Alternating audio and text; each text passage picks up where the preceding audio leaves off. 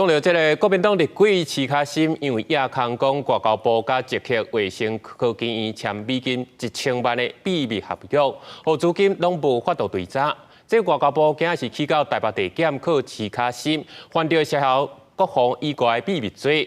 不过昨暗徐卡新就先伫咧面册呛声，讲外交部会提告，就代表讲家己讲的一定是真的，嘛会继续佮讲落去。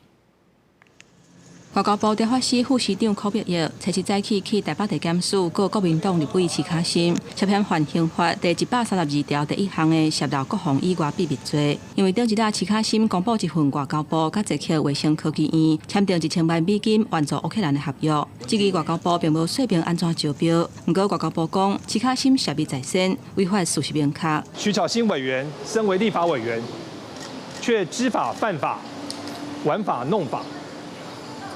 将这个公务机密公诸于媒体面前。徐卡新初6暗时就先伫人面前反击，讲外交部先批评伊造假了后，佮提告，等于是证明伊的讲法是真实的。抑佮讲绝对袂向执政党来落软，会继续甲代志拢压出来。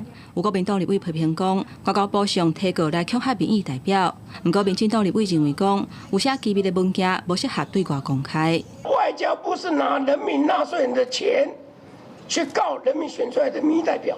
用提告来恐吓民意代表，要立法委员晋升。写着机密文件的文件真的不适合，就是直接拿出来对外公开，的确是有违法之嫌。徐卡新还佫质疑讲，只要是民进党政府无想要互发现的代志，就会用秘密文件来暗砍，互政府变做无法度受到监督。外交部反击，伫签署合作备忘录了后，有向文立法院被查，批评徐卡新是伫做乌。记者综合报道。